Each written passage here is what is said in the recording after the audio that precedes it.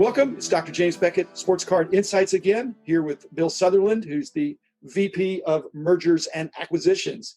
Didn't have a position like that when I was in charge, but I'm so glad Bill is with the Entrust Global Group, the current owner, and they have bought and acquired a bunch of things, some of which over the years, there have been other Beckett entities, and I want to hear about that and how that all happened. So thanks, Bill. But thanks, sponsors, Topps Panini, Upper Deck, Heritage Auctions, Huggins Scott Auctions, Mike Stadium Sports Cards, Burbank Sports Cards, ComC.com, and of course, Beckett Media, Beckett Grading, Beckett Authentication. So then and now, Beckett Media, Beckett Publications, January 25th, 2005. You were there. January 26th was Beckett Media.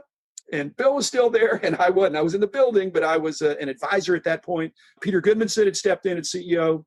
And then 4 years later, whatever that was, the Eli or Entrust group came in, and you have managed your career well. So we want to hear about that, of comparing and contrasting the before and the now. So I'm really looking forward to this conversation with Bill Sutherland. So Bill, welcome to the show. And tell us from your position how that all happened and enlighten me as well as the other listeners.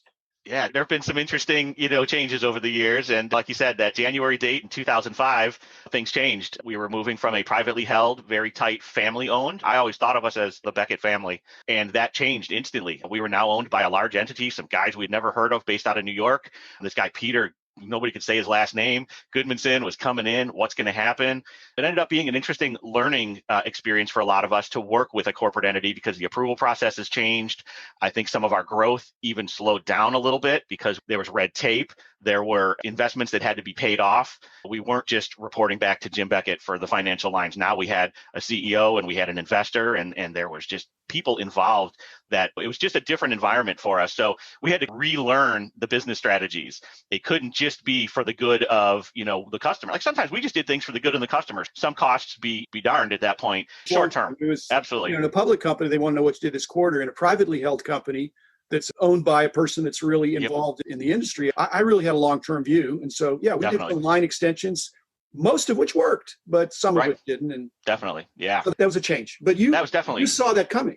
We saw it coming. We did our best to react. We engaged the dev technologies and the website and those platforms a little more. We grew some other online entities and portals, and we got involved in some sales and marketing on the website that was different. We sold some third-party goods, and we had the Celebridux deals and all kinds of different things going.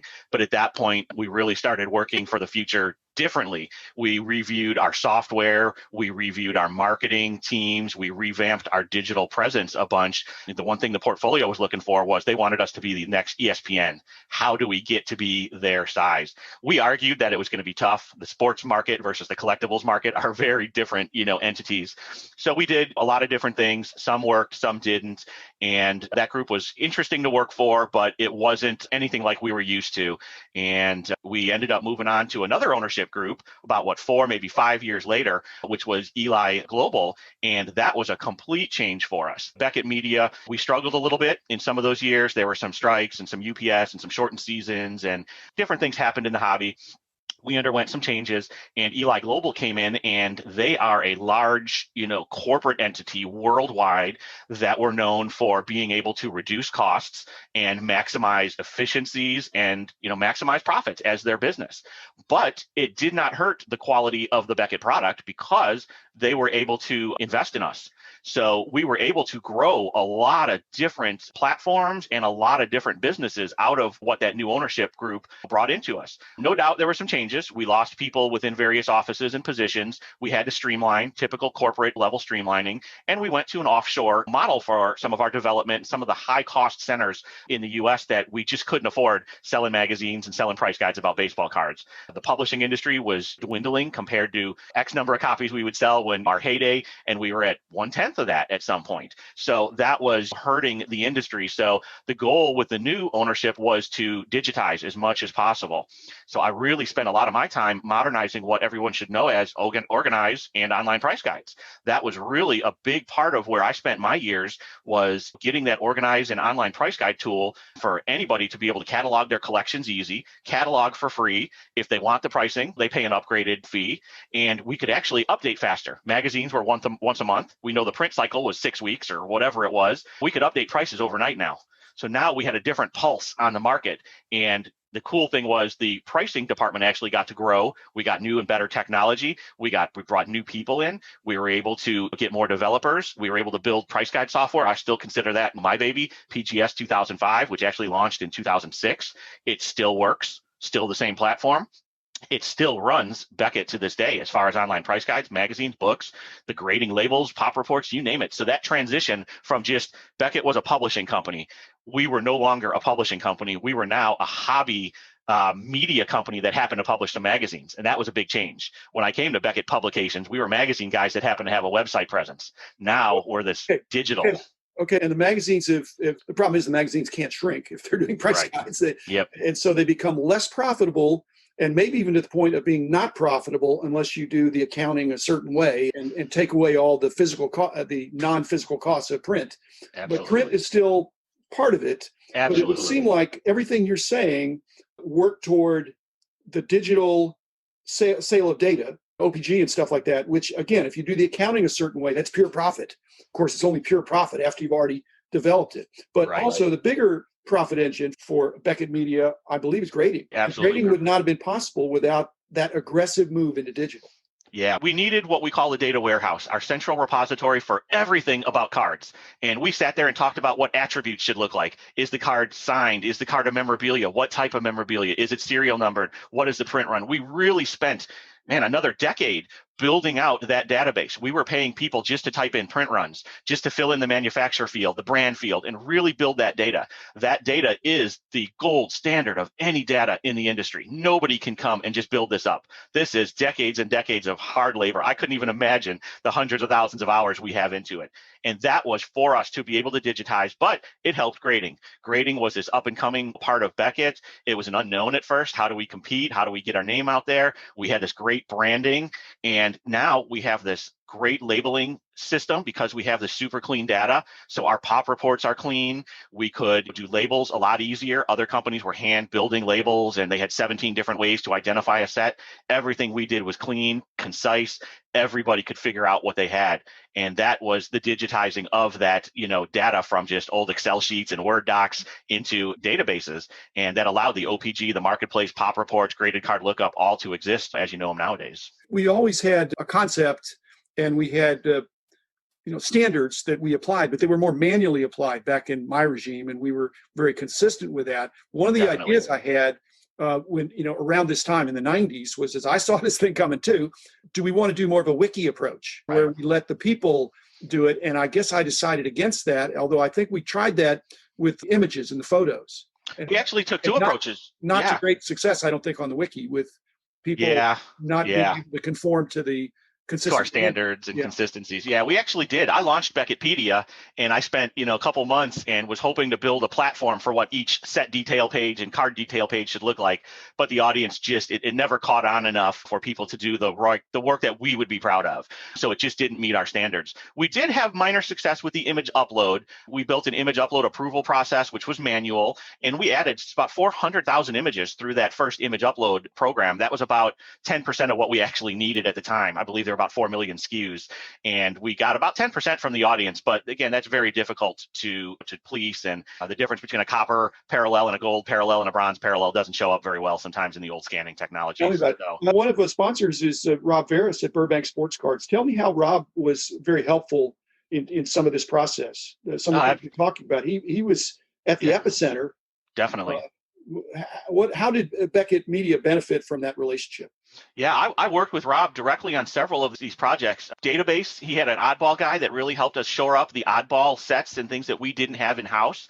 And his images and his boxes that he had on site, I actually flew out there with our photographer, Daniel Moscoso, and we spent 4 days just scanning and shooting boxes from all different directions. We brought the entire Beckett digital studio with us on a plane, and we went to his warehouse in Burbank, and we shot. And that helped us get thousands and thousands of box images, hobby, retail, blasters, whatever it was at the time.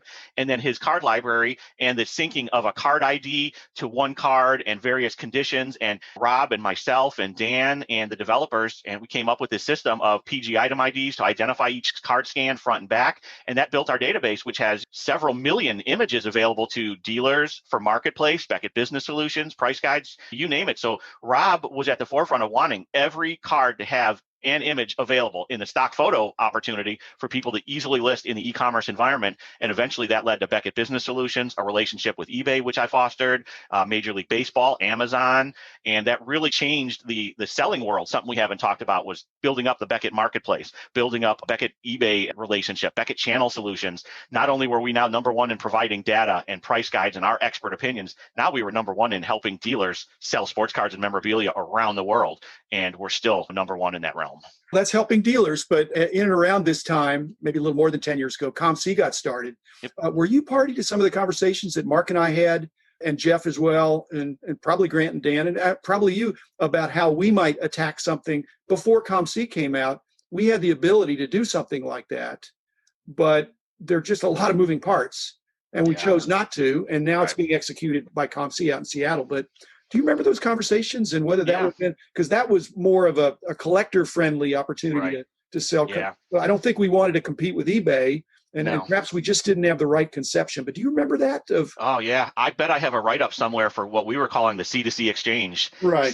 C to CX, and that was going to be what we wanted to do. Everyone puts everything into Organize. It easily uploads to this collector marketplace, and we examined a lot of different opportunities. We had struck a marketing or a deal with ComC for data licensing, and we were doing some different things at the time, and we just never got off the ground what we really wanted to do, because COMC was taking possession of the cards. We didn't want to take that responsibility. eBay had the auctions. We didn't want to take that part of it, and it never got off the ground. The earliest conversations, I was still owning the company. Right. And basically, I remember Mark coming in and saying, we need to do this grading idea. It's going to be great. They send us their cards along with their money. We have their cards. We have their money. And we're already grading cards.